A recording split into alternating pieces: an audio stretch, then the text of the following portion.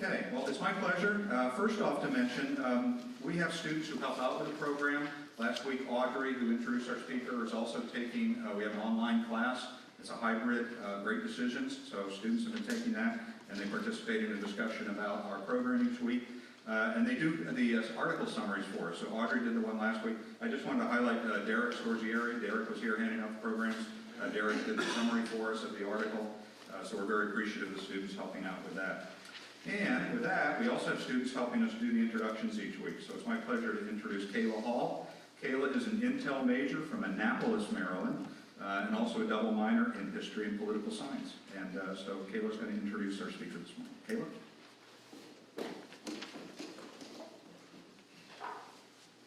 Good morning, you guys. So, Dr. Lanisha Kraft is a doctorate in public policy and administration with a concentration in homeland security, policy, and coordination. She joined the CCU staff in 2018. Before being a full-time teacher, she served 20 years of active duty in the U.S. Army as an all-source intelligence warrant officer. She has provided strategic and operational intelligence analysis on nation-state and non-nation-state threats to U.S. interest policy data and networks in and around North Asia, Europe, the Horn of Africa, the Middle East, and Southwest Asia. She has also worked overseas in Kosovo, Germany, Kuwait, and Iraq. Dr. Kraft has presented research in conferences and webinars on the threats of agri-terrorism, setting the conditions for community development and competence during crisis, and emerging threats during post-normal times. While assigned to the U.S. Army Cyber Command from 2015 to 2018, she authored a comprehensive guide to applying military intelligence doctrinal processes when analyzing the cyber threat. It has been recognized as a best practice by the Center for Army Lessons Learned and has been requested by the intelligence directorates of several allied nations. Please help me introduce Dr. Lanisha Kraft.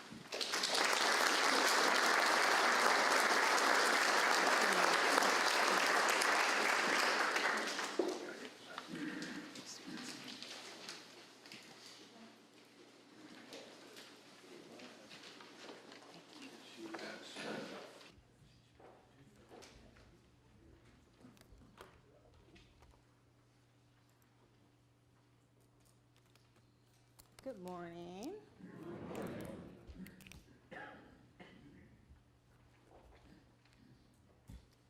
Well, it's an honor to be here this morning. I'd like to extend my thanks to Dr. Kilroy, Jacqueline Kulowski, the Dyer Institute, the OLLI program, as well as Dean Ennis. So as you can see by my bio, I am not what I affectionately refer to as a ones and zeros person. All right, so I don't have that extensive technical expertise when it comes to cybersecurity. In fact, I used to be married to a fellow service member, and he was a signal officer, so he was responsible for the information technology part of our ability to communicate. And I remember distinctly when we first got married, something went wrong with the internet at home. And so I said, hey, sweetheart, something's going wrong. Can you figure out what's going on? He was like, sure. So he donned his little hat and went to go figure out what was going on with the internet. And then he came back to tell me exactly what happened. So he started with, well, first I looked at the insert acronym here, and then that was okay. So then I traced it back to insert yet another acronym here, and I realized that that really wasn't the issue, but I did insert another acronym there. And so I very lovingly put my hand on his shoulder, and I said, sweetheart, is it fixed? And he's like, oh yeah, it's fixed. I'm like, okay, we're good. We're good. If it's fixed, that's all I need to know. And so he said, but no, you have to understand. And I said, no, actually, I do not have to understand. That is why I have you, all right? So arguably, it stands to reason that now that we are divorced, I have tech support on auto dial. So there's that. So I do not have the technical expertise per se, but as you did hear, I have worked with U.S. Army Cyber Command and looking at that connection, if you will, between our adversaries and their use of cyberspace operations and what that means to us holistically. So that is the perspective that I will provide for you today when we talk about cyber conflicts and geopolitics. So the article in Great Decisions seemed to focus a lot on Russia and China for good reason, which I will discuss in more detail shortly.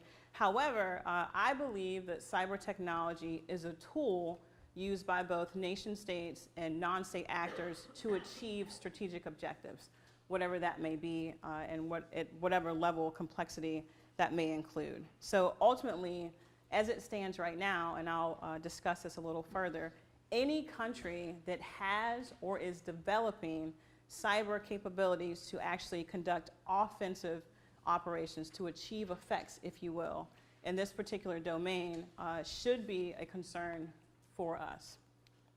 The most significant question in the article posed by the author is whether or not the struggle in cyberspace makes the U.S. a net loser or a net winner. So I will attempt to provide that background regarding cyberspace, kind of deconstruct it, if you will, and also cyber technology, and then end with my perspective on where we stand as a nation. So one need only look at their cell phone to appreciate the convergence of technology. So the opportunity ultimately to streamline and increase the amount of data and information that can be shared abroad, if you will, has enhanced our capabilities across many sectors.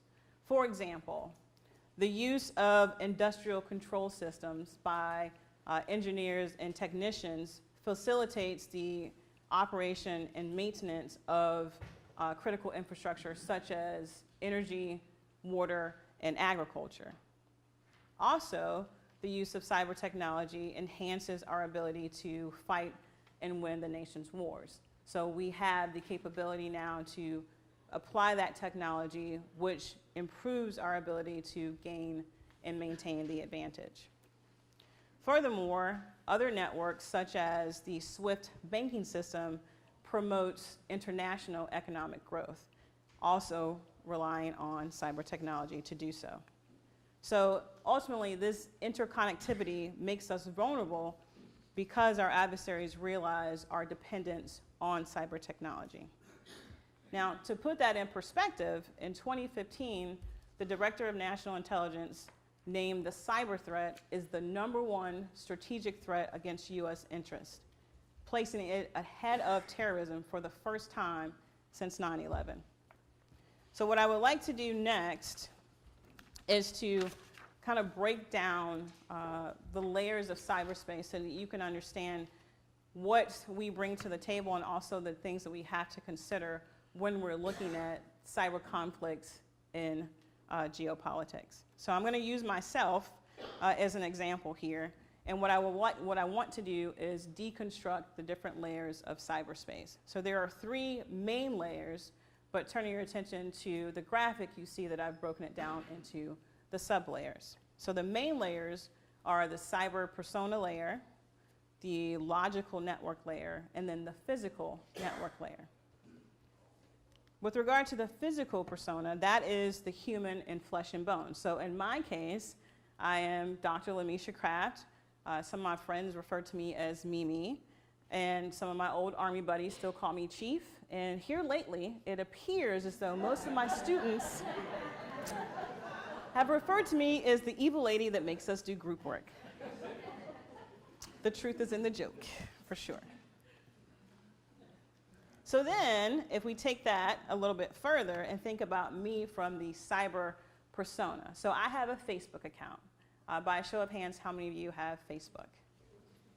I'm in great company. Good. So I have a Facebook account. That means I have a particular profile. So that's one cyber persona that I have. I also own a Peloton, which is awesome, by the way. It's the bike that goes nowhere, but you get a really good workout. So through the Peloton, I have another profile. That enables me, when I'm on my bike and I take a virtual class, to figure out who else is online and who's actually taking the class with me and how further along they are, because I don't pedal that fast. So that's 2. I also have an Instagram account, which gives me yet another cyber persona. And then, of course, I'm a blogger for 2 different sites. So ultimately, me as one person, I have 5 different personalities online. Now, luckily, I like to use my powers for good and not evil, but you can imagine that when we're looking at the adversary, it changes the dynamic when we're trying to figure out who is responsible for what kind of activity.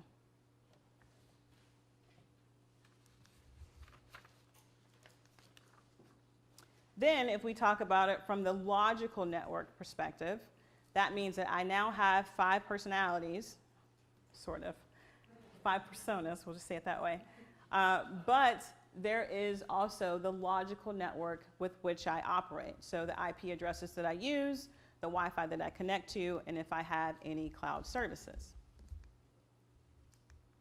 From the physical network perspective, now we're talking about the physical things that I have in my possession that enables me to use the internet and to communicate effectively. So personally, I have a work laptop and I have a home laptop.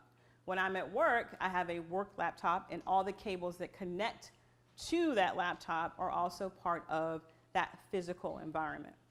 At home, I have my home laptop and then I have the modem and the router. So that is also part of the physical network layer in cyberspace. Lastly, there is the geographic layer. So depending on where I am, most often, that contends with where those physical components are actually located. So oftentimes that would be my home in Conway or my office here in Britton Hall. So as you can see, that particular structure makes it a little bit complicated to figure out who I technically am online, where I am physically located, and then how I am connecting, if you will, to the internet. So with that in mind, what I'd like to do is to give you some perspective regarding the different kinds of entities with which we have to contend when we talk about cyber conflicts. So there are hacktivists, which are activists that hack. And the significance about this particular entity is it has grown exponentially over the last few years. So Anonymous is what you see here on the screen, and that's an organization that may actually conduct operations online to either promote something that they are passionate about or to protest some perceived grievance, right? So either to right a wrong. But the growing number of these organizations, of course, increases the capability and the likelihood of having more people successfully conduct events that may have a tie to geopolitical issues.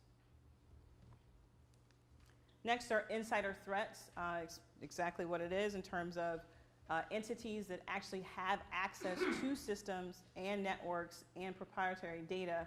They may actually provide that information to an entity that we don't want to have that information. Now, when it comes to cyber criminals, I'm sure you probably heard of the importance of maintaining your personally identifiable information, not necessarily providing that information to people if they choose to call you and say, hey, I'm working with this organization and I need your personally identifiable information. The key part about cyber criminals, however, is not only do they try to take your information to possibly use it in a one-time incident, but because they kind of work in a circular pattern, they also take that information and then may sell it to another cyber criminal. So you may actually become a victim twice in that regard. And then, of course, there are cyber terrorists. Now, realistically, most of them do not have the capabilities to do things other than to use the internet to recruit, to raise funds, to spread propaganda, or things of that nature. However, one of the key concerns when we start to talk about geopolitics and that cyber conflict is how these particular entities may use their capabilities to advance the strategic objectives of others. So what I'm going to do really quickly is kind of give you an overview of 4 of the most prominent nation states that, and no doubt you've probably seen in the news Russia and China in terms of our concerns when it comes to cyberspace and cyber conflict. So what I would like to do is just provide a quick overview of some of the things that these nation states have done and we think are trying to do when it comes to impacting geopolitics. So Russia is definitely the most stealthy and sophisticated of the nation states. They have had programs since the late 1990s. And what's important to note there is they take kind of a full spectrum approach, if you will, when determining how to apply their capabilities. They may use government entities, cyber criminals, or also those that are in direct support of the government to essentially achieve a particular effect. So for example, influencing national elections, as we know, or using cyber capabilities to invade or gain and maintain land, if you will. So an example of that would be the Ukraine or Georgia. So what's important about the nation states when we talk about their capabilities is the fact that some countries like Russia have gone through great lengths to create legislation to support their ability to have what we call lawful intercept programs. And essentially what that means is they're able to gain unparalleled access to information that's flowing through their internet service providers and their communications. With regard to China, they are the most active. So for those of you that were here last Saturday, of course, Dr. Murphy touched on some of our concerns when it comes to China and how they are evolving and some economic concerns that we have with them as well. Well, they have been very smart in terms of using cyber to conduct cyber espionage. And for them, the ends justifies the means. So despite the fact that they have agreements with the US, the UK, Australia, and Canada that says they will not conduct cyber espionage, they continue to pull in information regarding aerospace, education, healthcare, science and technology, as well as defense contracting and things of that nature. So from that perspective, they try to pretty much just cast a very wide net and gain a lot of information. That enables them to do a lot of reverse engineering, which of course saves them time and resources on the back end. So if I can acquire something that you've been working on for the last 10 years and still haven't gotten right, then I just saved myself 10 years worth of time, resources, and money. From the North Korea perspective, so North Korea and Iran are the last two countries that I'll touch on very briefly. But from that perspective, if I had to compare North Korea to Russia and China, I would say that they are more regionally focused. So historically, North Korea has typically used their cyber capabilities to impact South Korea, namely their financial systems. So oftentimes they will try to target their banking system, which of course affects their regional competitor. However, as some of you may have heard, they also conducted an attack against Sony Pictures in response to the release of the movie, The Interview. That is one of the first times where we realized their capabilities when it comes to destructive, malicious software. And while they still continue to be a regional player, that did cause concerns for us. Now, also of note, because they have come under a lot of sanctions, they've also used their cyber capabilities to essentially steal money, upwards of about $100 million over the last few years, to replace the gap, if you will, based on the sanctions. Last but not least is Iran. So obviously, they were not really as active as the other nation states, but it's nothing like a Specnet malware to make you realize the importance of having both defensive and offensive cyber capabilities. So they typically target their regional competitors in the petroleum industry, namely Saudi Arabia and Qatar. However, of the 4 nation states that I've discussed, they have the greatest intent to improve their cyber capabilities. So when we talk about cyber conflicts and geopolitics, it's also important to note those countries that may not have the capability now, but clearly have the intent to improve their capabilities going forward. Okay, so as you heard in my bio, I'm an intelligence professional, so I'm used to giving you gloom and doom. That's kind of what we do. You know, we're like, oh, everyone wants to kill us, let's go. So now that I've given you perspective in terms of the threats that we have to contend with, what I like to do is kind of shift focus and talk about some of the things that we have to consider when we're talking about geopolitics and what's trending in respect to where we see ourselves going forward.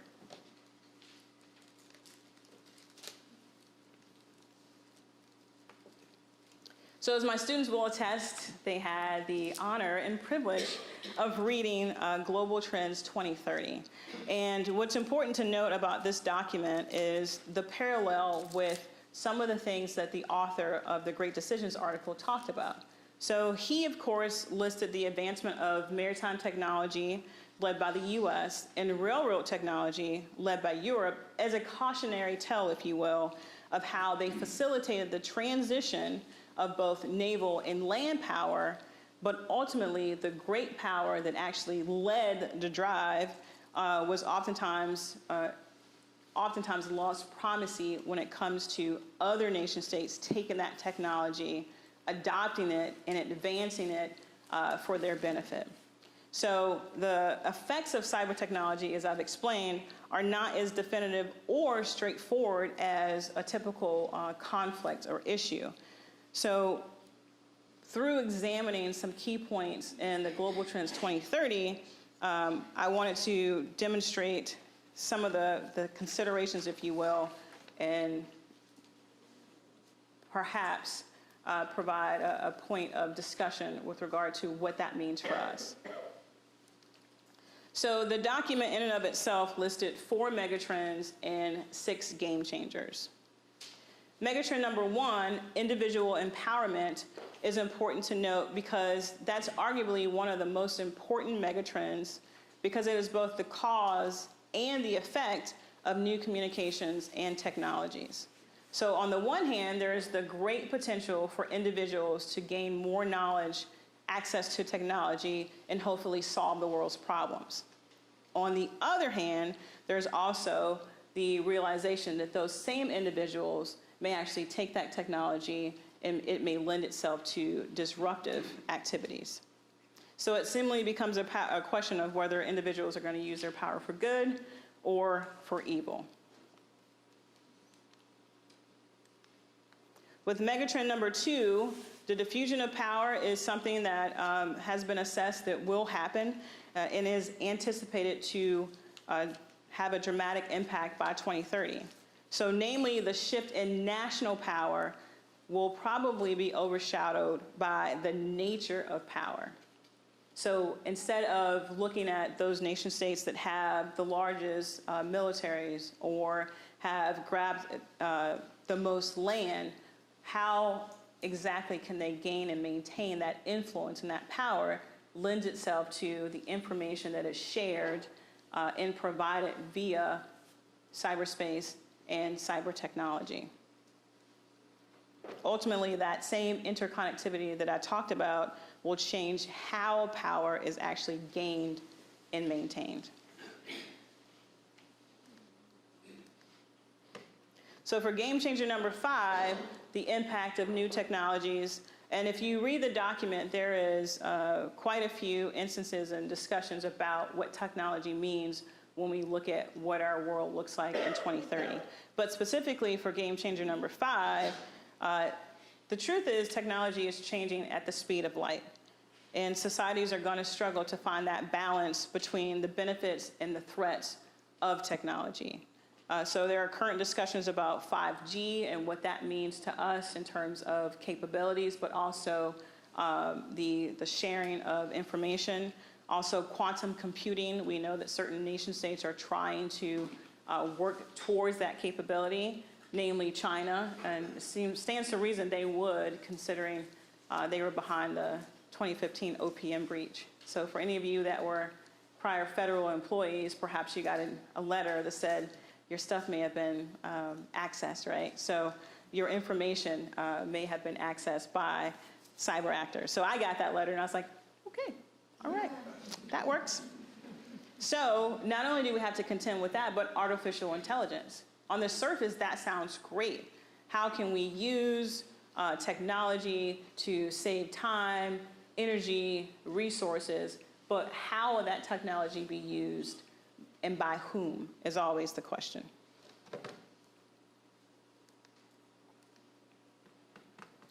And then also there is game changer number 6, which is the role of the U.S. I found this one to be very interesting because obviously there's quite a bit of uncertainty in terms of where we find ourselves since we were the creators of the internet.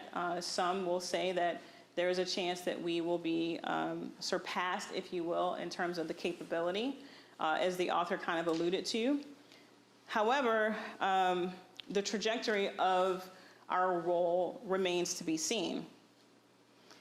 Nonetheless, given the 2 megatrends that I've discussed, it stands to reason that the strengthening and expanding of partnerships may actually be something that we should definitely consider. Primarily because where there becomes multifaceted power, so too does the context of global actors and how they tend to use that particular power.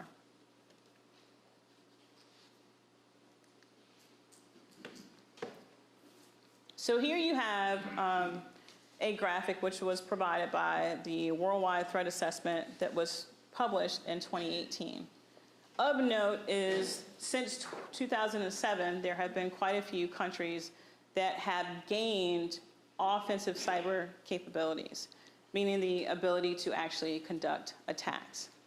Of note, however, if you look from 2012 to 2015, you'll notice that the number of countries with capabilities to attack has doubled in 3 years' time. So when we talk about technology happening at the speed of light, and we also talk about some events that have occurred, it stands to reason, and it's just not based on any empirical data, but it could be related to some of the well-known cyber events that actually occurred. In other words, as nation states start to see particular cyber attacks, they realize really quickly, like, oh, so they attacked the power grid in Ukraine. How's our power grid? Are we good to go?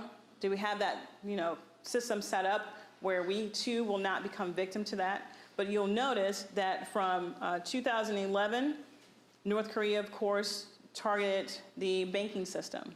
So obviously, nation states such as Australia realized the importance of that, and of course, they worked with the U.S. and other countries to find ways to improve that particular system. In 2012, as I mentioned before, Iran has targeted some petroleum industries, and of course, that led to a greater discussion with regard to how we use our industrial control systems and the requisite security that we have when it comes to ensuring that those systems actually work and cannot be exploited. And then, of course, from a 2015 perspective, with regard to how nation states use cyber to achieve effects when it comes to actual conflicts, was also a point of discussion, specifically with Georgia in 2014, but also with Ukraine in 2015 when they targeted the energy sector. And so from that perspective, if you think about what it means of whether or not the U.S. is a net loser or a net winner, I submit to you that we are neither. That in this particular domain and with this technology, we are, like other countries, struggling to, one, gain and maintain some type of offensive and defensive capabilities, but also understand what the intent of the other nation states are. I think in the future we will see probably less significant attacks, meaning we will not see another attack targeting the energy sector of a country, or we won't see China smash and grab and take a lot of data in one instance. And the reason why I think that will decrease is because of the backside of a particular cyber event. So once it happens, that means that there is a process of digital forensics to figure out how it happened.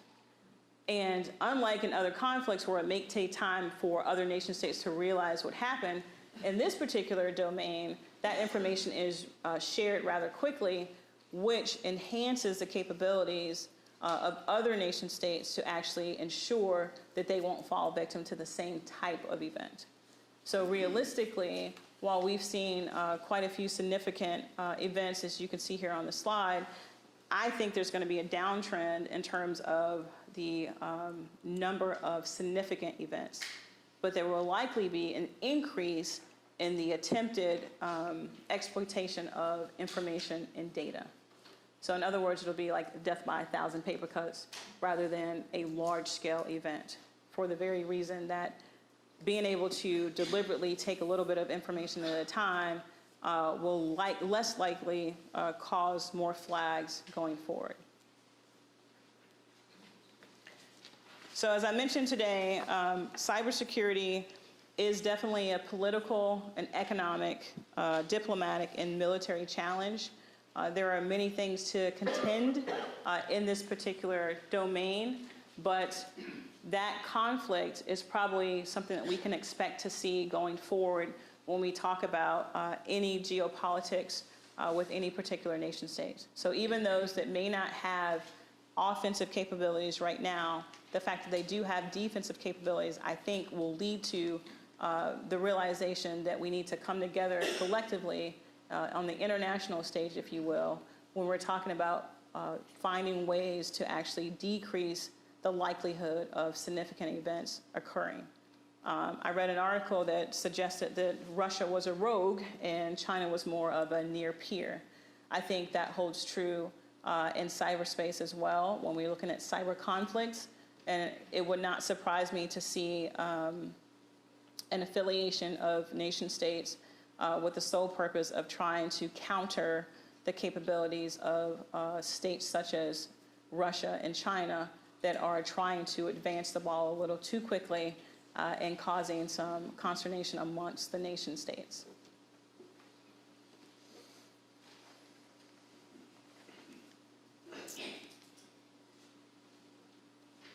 So, now that I've given you a gloom and doom of what we have to contend with when it comes to cyber conflicts, I do look forward to your questions and perhaps your comments when it comes to cyber conflicts and geopolitics. So thank you very much for your time.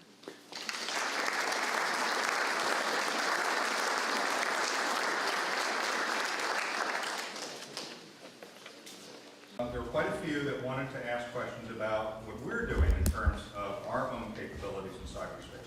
So one question I have is, how aggressive is the U.S. intelligence community in attacking our adversaries by the use of cyber warfare?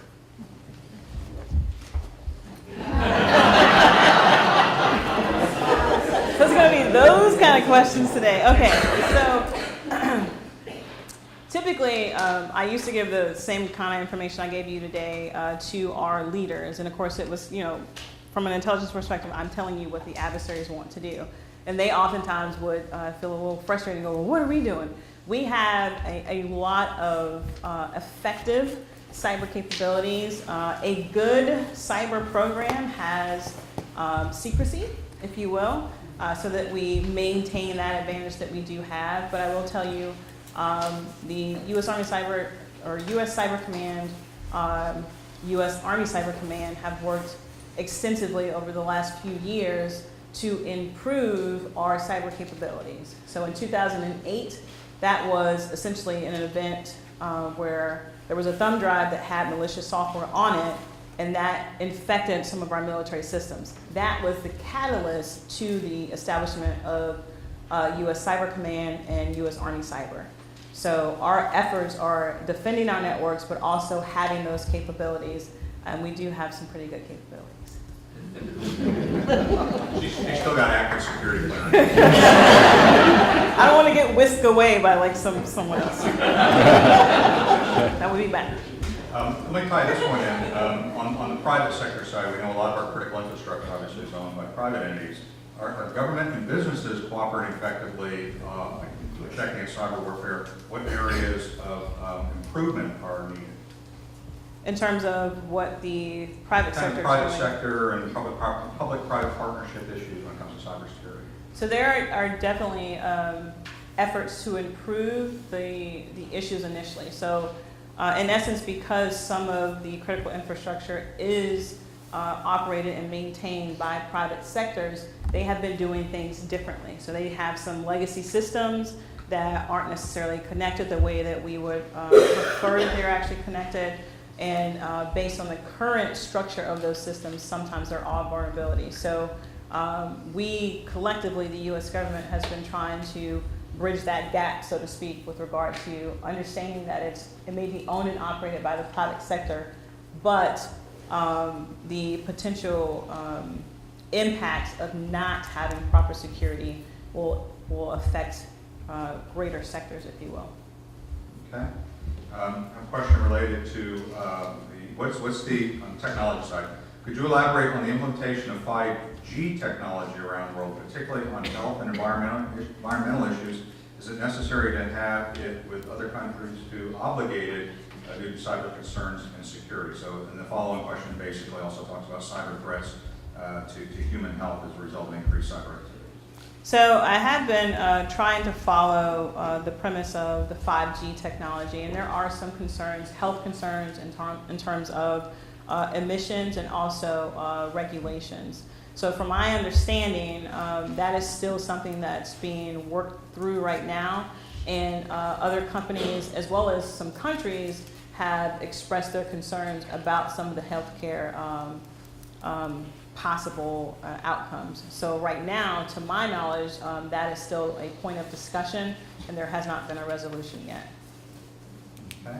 On the international side, how can we partner with other countries to counter effects of countries like China or Russia, or Iran, et cetera, when we alienate so many of our friendly nations?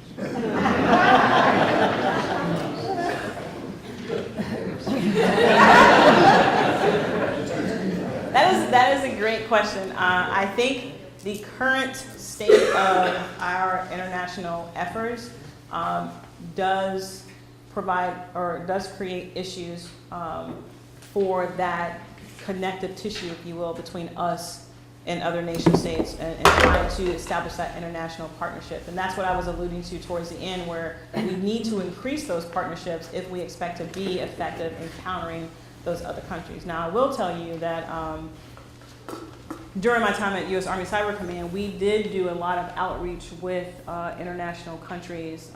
I won't name all of them, but we did do some outreach with those countries.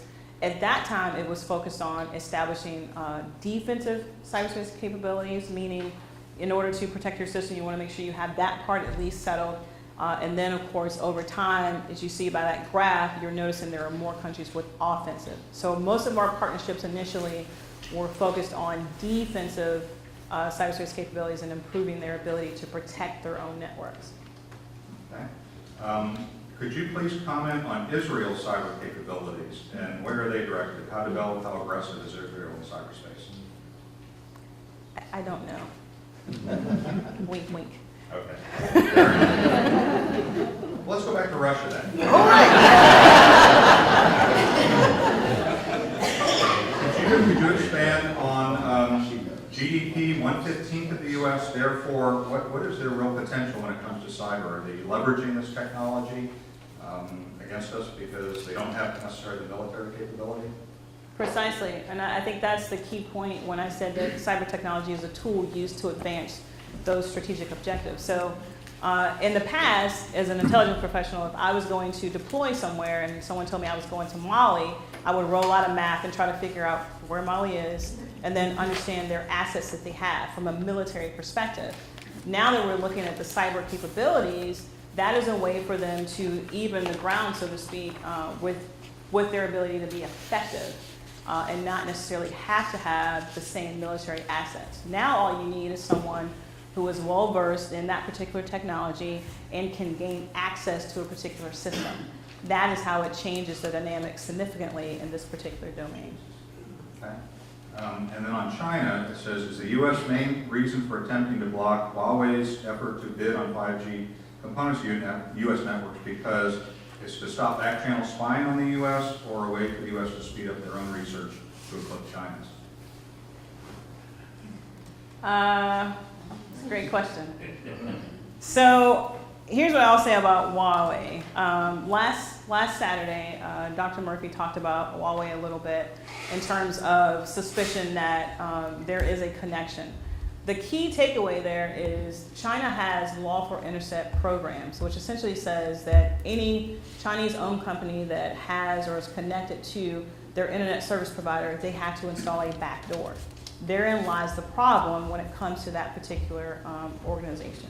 So the likelihood or the potential for our information or information about our assets or things of that nature being accessible by that particular country. And Russia has the same kind of lawful intercept program as well. Does that answer the question? Let me switch over to terrorism. I'm reading The President is Missing, the Patterson-Clinton book. It is how enemy terrorists plan to bring down the United States by infecting systems such as water, gas, and so on. How realistic do you think that is? In terms of capability, I would say most of cyber terrorists do not have that capability yet. And I say yet because at this point, one can probably research fairly easy to realize where some of the prominent water reservoirs, dams, and things of that nature are located. So the possibility of that being a threat, I think, is realistic. However, right now, the capability of cyber terrorists, I would submit to you, is not quite there in terms of their ability to leverage that kind of event. They may have the intent, but right now they probably don't have the capability. We had quite a few questions talking about universities in particular and helping other nations through international students who may be stealing our technology. Is there a way to limit technology training for foreign students, especially in cyber, that could be, in this case, could be used against the United States? That's a great question. I think, but that also speaks to the concept of international relations. I think there's probably a give and a take when it comes to that type of concern. Typically, if we do have international efforts as it pertains to technology, I think there should be a counterintelligence and security layer to that, meaning is it worth sharing of information and having that collaboration in terms of the likelihood of our information being stolen? Okay. Got a question on Space Force. I love the plan that President Trump has proposed for a new branch of the military deal with space. What are your thoughts on this? So we have made a lot of jokes in the military with the Space Force. So there are 5 warfighting domains, right? So there's space, land, air, maritime, and then cyber. So the domain's already there. When it comes to space, there's a lot of issues with anti-satellite programs or the likelihood of weaponization of those things. And then also the fact that it is contested. So do we need a space force? I don't know. Do we need to consider the technology and building partnerships and ensuring that we still have a role and a capability as it pertains to space? Yes. I don't know if the Space Force is actually going to get us where we need to be. Okay. Here's one on technology. Is it realistic to think or expect that artificial intelligence, AI techniques, to be developed that will significantly prevent cyber attacks, or will the cyber attackers generally stay ahead of the AI prevention? So I'm not very well versed in AI, so I can only say that with technology comes the possibility of exploiting the technology. So when we talk about artificial intelligence, I think that it should be developed in a sense to think about the possibility of what that would look like if it was in the wrong hands. So we created the internet, and that was intended to share information, and then came, oh, they're sharing information, and then there's also having information exploited. So I think that should be a consideration, but I'm not very well versed in artificial intelligence itself. Okay. With regard to Iran, this is in reference to Stuxnet, the Stuxnet attack in 2012. Did the U.S. delay the Iranian nuclear capabilities through that cyber attack? So to my knowledge, the U.S. was not responsible for Specnet. However, I would say that the incident itself did several things. It delayed the system because of the destruction of it, but it also sowed the seeds of not having trust and faith in the system, as well as the scientists. And when you think about it from a psychological operations perspective, I think that that was successful in terms of leading them to question their expertise and the systems. Okay. Going back to the United States, looking in terms of domestic organizations and coordination, does the construct look like a unified and coordinated response to external cyber threats against the United States? How are the Department of Homeland Security, Cyber Command, other federal agencies, and even state and local for that matter, basically lashed up to leverage resources in responding to these new threats? Honestly, I don't think we are where we need to be when it comes to that type of coordination. So for example, and this is not related to cyber, but my dissertation was focused on agroterrorism. So obviously agriculture is important. What structures do we have in place to coordinate amongst the different entities? Even from that perspective, it's lacking. So if we've had agriculture and we know the importance of that for quite some time, it stands to reason that when we're talking about cyber and those particular considerations, we probably have a ways to go when it comes to understanding how we actually need to coordinate amongst the government to actually be able to respond to it. But we are working towards that, but I don't think we are where we need to be frank. Even though you mentioned you're not a techie and not a one-zero person, is there anything that you can share in terms of the most important thing we can do to protect our personal data online?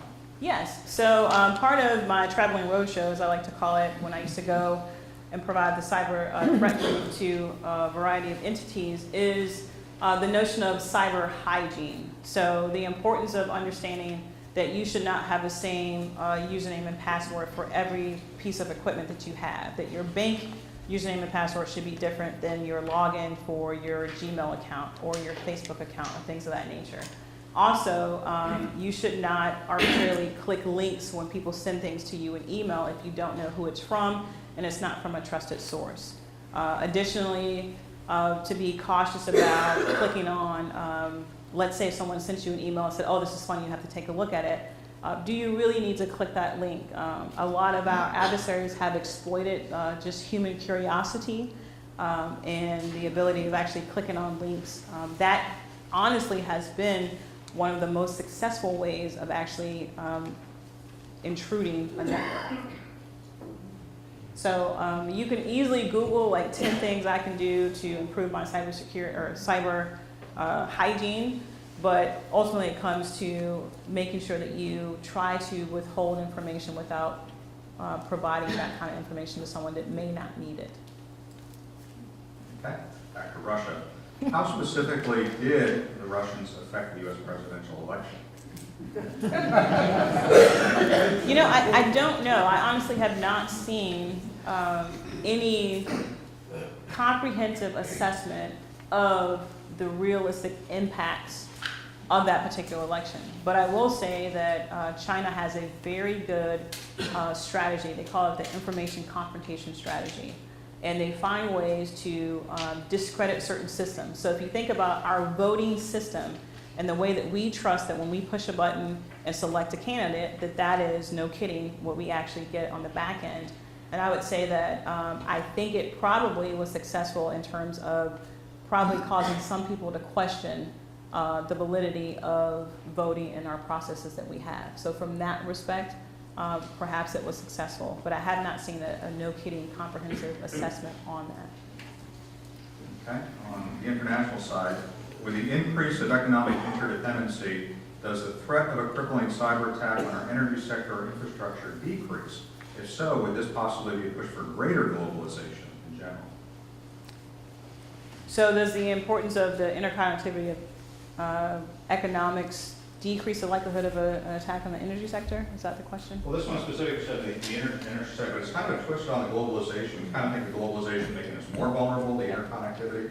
In this case, is it actually maybe making those threats decrease because of redundancies and other built-in globalization? I never thought about that. It's possible. So I don't know. That's a really good question that I really don't have an answer to. I would say it's possible, but it really depends on the desired end state. Is the desired end state of attacking the energy sector coupled with a military operation, or is it an attack on the U.S. energy sector to change the dynamics in terms of one company being favored over the other from an economical perspective? Okay. This is more on the domestic side, on our industries. Can you discuss Silicon Valley and kind of their involvement in terms of supporting developments in cyberspace for their personal gain, primarily as businesses, versus protecting U.S. technology? So I cannot speak directly to Silicon Valley, but I will say that in a perfect world, there would be an opportunity to assess what advancement for economic gain may have detrimental effects to our security. I don't think we do a good job of that when we look at it from a holistic perspective of, yes, we can gain this, but what does that mean in terms of potential vulnerabilities? I personally would like to see more of that being required of companies when they choose to advance. Okay. You mentioned previously about how you thought the U.S. could do more to protect ourselves in cyberspace. Are there any particular areas where you feel like the United States is particularly vulnerable to cyber warfare, and do we have the capabilities to respond? I think we do have the capabilities to respond. The Intel analysts in me would say I probably should not broadcast, or I think we're most vulnerable, if that's a fair answer. You want to give a confidence level? Highlight? Hard pass. Okay. And on the tech side also, how much assistance should we expect from our internet providers to isolate or protect us from cyber threats? That's a great question. I personally think that there should be a better partnership and level of expectation from me as a personal user and things that I would expect from an organization or a company. If I am on a particular IP, or even if we're talking banking systems, I feel like they owe me as a customer a certain level of security. These are connected questions as well. And it has to do with our connectivity. Is in the event of a cyber war, is there any way for us to cut our internet off from everyone else's, and would that be effective? And it also says, would isolation be a critical factor in developing kind of long-term thinking about these particular problems, especially when it comes to geopolitics? That's a good question. I don't know from a technical perspective if the standard operating procedure, if you will, for how we respond to a particular event involves completely cutting ourselves off from the internet. Because with that comes a challenge of command and control. So if I cannot communicate across the board, then how then can I anticipate what's going to happen next and then make decisions? So I'm not sure that cutting off completely would be the right thing to do, but I do think building in redundancies where, in the military we call it like a PACE plan, so primary, alternate, contingency, and emergency, where we have built in, if this system fails, do we have something to fall back on so we can continue to communicate effectively without being affected by the adversary. Okay, going back to Russia. It said about 2 weeks ago, I live streamed Senator Jack Reed of Rhode Island talking about the report. Basically, it talks about the cyber influence of Russia that affected Crimea, Brexit, France's elections as well, and our own election. The question is, if that's coming out in Congress and Congress members report, why is not the media becoming more involved in reporting some of these things that Russia's doing? Personally, I think when it happens, they do, but I also think there is what we, as you know, we teach our students is the politicization of intelligence, meaning if something doesn't really support the narrative of the U.S. government, for example, the current president is very adamant that Russia was not as effective as some people might say that they were. So I think to a certain degree, I've personally seen media reports about France and Crimea, Ukraine, Georgia, so on and so forth.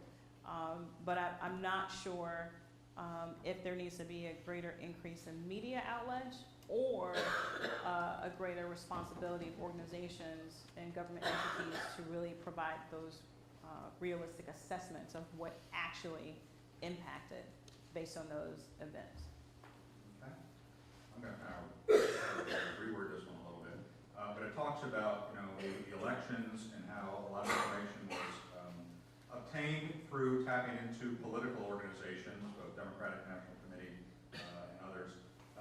What have we learned from that? It seems like a lot of information is still out there, and every now and then more stuff gets released. Have we learned anything? Are we doing anything to better protect ourselves against that type of threat? I don't know if it would stand to reason that those organizations would be more cognizant of the importance of following some type of cybersecurity. However, I would also say that from an individual perspective, one of the reasons why they were so effective is if you have Facebook and you tend to follow individuals, organizations, or communities of some particular nature that have the same thought process as you, and let's say you're pro-Trump and you're following a lot of feeds that have positive things to say about Trump, you may actually click on those. You may actually follow that information. That is a way that they exploit us by uploading things that we may be most likely to click on. So from that perspective, it's an individual responsibility, hence my discussion about cyber hygiene. But I would hope that those organizations going forward would have cybersecurity as part of their planning when it comes to how they're actually going to operate, share information, gain constituents, and things of that nature. Okay. Do you have any information on the current status of net neutrality legislation? No, I do not. Okay. Like for real, I just don't. This one also talks about patent laws. Are patent laws obsolete? Why are they so readily available to nations who don't comply with competitive advantage in that space? So I cannot speak to patent laws, but I will say that I think when it comes to the advancement of other nation states, the fact that things are readily available on the internet and you can search for it does really narrow the gap when we talk about competition and the likelihood of gaining more access to information. Okay. You may or may not be able to answer this one, but when it comes to threats from other countries, do you see the possibility of China and Russia partnering against us or against other states? So that is something that we considered when we're looking at nation states and other threat actors. I think that they do have different long-term strategic objectives, which may decrease the likelihood of them deliberately working together. But I will say one thing about cyber actors is they tend to share their tactics, techniques, and procedures with one another. So over time, what may have been a signature of, let's say, a North Korean cyber actor is not so concrete because now we have individuals working for China using some of the same tactics. So it makes it a little more difficult to really determine who was responsible for what act. Okay. This one talks a little bit about political messaging and the role of the internet. Is it a blessing or a curse, and should there be more constraints possibly on how we regulate what can be put out over the internet? Well, I think that the old saying, knowledge is power, is important, especially in this particular time frame. I don't know if trying to regulate the flow of information or what kind of information may actually step on the the rights and our inherent, the way that we look at our rights compared to other countries. So my concern would be, in terms of regulating information flow, is not really my concern, but more or less ensuring that all of you in the audience knows and can make informed decisions about utilizing different technology. I would like to see that improve more so than regulating the flow of information. Okay, and the last one is, what threat is the United States to other countries? In the cyber realm, You can take that anywhere you want. thank you, Dr. Kilroy. That's an interesting question. I just like to point back to my original statement of we have really good capabilities. I think we probably do a better job of being cognizant of what utilization of those capabilities does. What door does that possibly open? But I do have a lot of faith and confidence in our capabilities. Having the privilege of working at U.S. Army Cyber Command, I would say that we're good. Okay, we'll leave it there. One comment, I did get a question during the break about, you made a reference to a global trend in 2030. Mm-hmm. Can you tell the audience a little bit more about who produces that, how they can get access to it? Yeah, Is it open source? It is. It's so the National Intelligence Council produces it, and you can, no kidding, find it online. It is easy to access by simply searching for Global Trends 2030. And my students can probably tell you how many pages that is. What, 20, 25 pages? Because they complained about reading it. 25. So it's to me, it's a very good read, very informative, and gives you a lot to consider when you're looking at the global trends. But it is very easily accessible by simply searching for Global Trends 2030. Okay. Thank you, Dr. Brown.